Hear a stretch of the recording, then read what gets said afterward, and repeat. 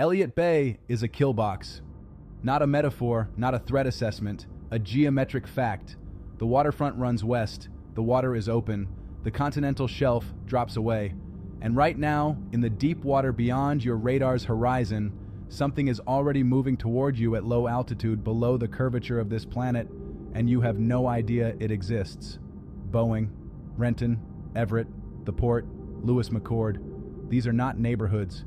These are targeting coordinates on a planned strike package, and the weapon assigned to those coordinates was built specifically because your defenses cannot see it coming. That is the physics. Let's get into it. Taiwan is the trigger, not a prediction, a trajectory. Beijing has one window to neutralize American Pacific logistics before a carrier response can form. That window opens in the first hours of a conflict. You do not wait for the carrier. You cut its supply line before it leaves port. You don't attack Taipei first, you attack Seattle. You attack the industrial spine of the American war machine on the Pacific coast. The strategy is clean, the math is cold, and the delivery system sitting beneath Puget Sound right now is a Type 093B nuclear-powered attack submarine. Here's what that means. China built between 7 and 8 093B hulls between 2022 and 2025. More submarine production in 3 years than in the previous 3 decades. Each boat carries a pump jet propulsor, not a propeller, pump jet. The same propulsion architecture that pushed Russian Bory-class SSBNs to acoustic levels. Western passive sonar arrays struggled to track. The 093B operates near 1980s Soviet Sierra-class noise levels. Not silent, doesn't need to be. It needs to be quiet enough to reach 540 kilometers off the Washington coast without triggering an ASW response. That puts it beyond the continental shelf, beyond the reach of any JSS radar node. Beyond every sensor, the Western Air Defense Sector at Lewis-McChord is pointing toward the Pacific. The 093B carries a 12-cell vertical launch system, each cell loaded with a YJ-18, each YJ-18 assigned a coordinate set. The boat reaches its firing position. The crew executes. The missiles are already airborne before any American sensor knows the submarine was ever there. Now here is the geometry that will kill you. The YJ-18 NATO CHSS-NX-13 launches vertically. For the first 180 kilometers, it cruises at Mach 0.8, subsonic, sea skimming, 5 to 10 meters above the surface, not a stealth profile, a physics profile. The Earth curves, radar beams travel straight. At 5 meters altitude, the YJ-18 is geometrically below your horizon until it is 20 to 30 nautical miles from the coast. At Mach 0.8, that is roughly 90 seconds of detection window. 90 seconds. Write that down. It doesn't end there. At 40 kilometers out, the turbojet sustainer drops away. Solid fuel rocket ignites. The missile goes to Mach 3, 3,700 kilometers per hour. From 40 kilometers at that speed, 39 seconds to impact. The ARSR-4 long-range radar nodes in NORAD's Joint Surveillance System are optimized for aircraft at altitude and high-arc ballistic trajectories. A sea-skimming object the diameter of a telephone pole accelerating through a low-altitude radar shadow in its terminal phase is not what those systems were built for. Your own NORAD commander said it publicly. The North Warning System was a solid fence. Against a low-altitude cruise missile today, a picket fence.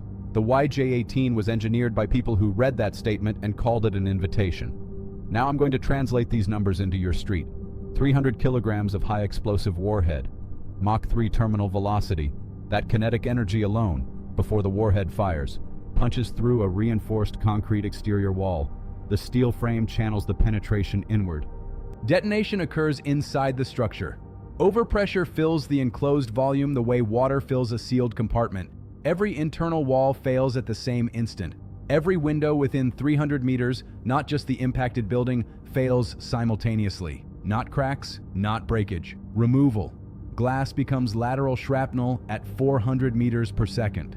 I watched what blast overpressure does to a structure from a radar post at Harrir. The physics is the same, the only variable is the city. Seattle makes it worse. First Avenue, 2nd, 3rd, compressed north-south corridors running parallel between Capitol Hill Ridge and the waterfront.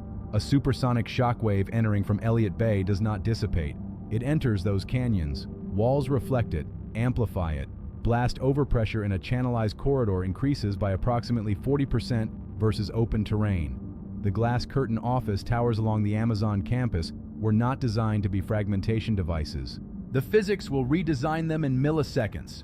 Those floor-to-ceiling panels become pressure-driven shrapnel arrays. Your earthquake-rated building, base isolators engineered for lateral ground wave energy from below, will perform exactly as designed. It was never designed for a supersonic kinetic impact arriving horizontally at Mach 3 from the waterfront. Think someone shoots this down? The Western Air Defense Sector runs continuous alert, F-15s and F-16s. Against a transponder deviation or an unresponsive aircraft, they function. Against a sea-skimming weapon with a 90-second coastal window, sprinting to Mach 3 in terminal phase, the intercept geometry collapses before a scramble can complete. And a 093B doesn't fire one round. It fires a salvo from 12 cells, staggered timing, overlapping approach vectors. The defending system tries to sequence intercepts. It can't. It runs out of time before it runs out of targets. The Negev taught me that. The night the Iranian salvos came in stacked, even THAAD has a saturation threshold. A battery in the Pacific Northwest that doesn't exist yet has none. You have 39 seconds from the moment that missile clears its radar shadow to impact. Subtract the time it takes your brain to register the sound. Subtract the time it takes your legs to respond. You are not working with 39 seconds. You are working with fewer than 20. Here is the sound. A sharp, sustained electrical whine, rising in pitch, compressing as it closes. Not a car engine, not a boat. A sustained, tightening mechanical scream that gets louder faster than it should. That is Mach 3 compressing atmosphere ahead of its own nose cone. The moment that sound registers, you move. No confirmation, no hesitation. Away from every window, every glass surface, into the interior of the building, the core, the stairwell, the heaviest vertical concrete mass you can reach. Drop to the floor against the base of a concrete column. Not beside a window, not in a corridor. The overpressure wave travels horizontally. Floor level against mass behind concrete is your geometry. Seal your palms over your ears before impact. A 300-kilogram warhead initiating inside a concrete enclosure produces a pressure spike that ruptures unprotected eardrums. Protect them. The difference between sealed and unsealed is the difference between mobile and not. Phase 2 begins when the structural noise stops. Seattle's natural gas distribution network is old lateral piping running under terrain that liquefies under seismic load. A Mach 3 ground impact produces shock loading equivalent to a significant local seismic event. Those gas mains fracture. Fires start simultaneously across multiple blocks. They will not be isolated. Emergency services are already overwhelmed with mass casualty triage at the impact site. The fires spread unchecked. I-5 runs through the primary strike corridor, gridlocked within minutes. Structurally compromised within hours. Do not go near I-5. Now, the bridge problem. SR-520 and I-90 both cross Lake Washington. Both are large, fixed, high-value infrastructure targets. A second strike salvo will include them. Do not use either bridge. Do not queue for either bridge. A parking lot on a span above open water is where you die in a follow-on strike. Your extraction moves around the lake, not across it. Two options. Both avoid bridges. Both require moving before the second salvo. North route, surface streets north. Aurora Avenue N, SR-99. Through Northgate, Lake City, Kenmore. You are now at the north tip of Lake Washington. No bridge required. Continue east to Bothell. Then US 2 toward Monroe, Sultan, and the Western Cascades. You have cleared every strategic target vector without crossing a single span of water. South route, surface streets south through Sodo and Georgetown. Down to Renton, the southern tip of Lake Washington. No bridge. The lake ends there. Then SR-169 east toward Maple Valley, into the foothills, into distance. Both routes put you in the Cascades, not as a destination, as separation. Every mile from Elliott Bay increases your survivability margin against follow-on targeting. The fires behind you will be visible from the foothills for days. If traffic ceases completely, and it will, both routes are walkable. Renton is 11 miles south on surface streets. Kenmore is 12 miles north. Neither requires a bridge. Neither requires a freeway. Both require moving before the second wave arrives.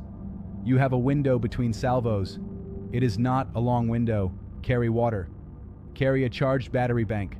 Leave the vehicle if it becomes an anchor. The missile does not care about your address. It does not read your lease, your building's seismic certification, or your view of the sound. It has a Beidou navigation fix and a 300-kilogram argument.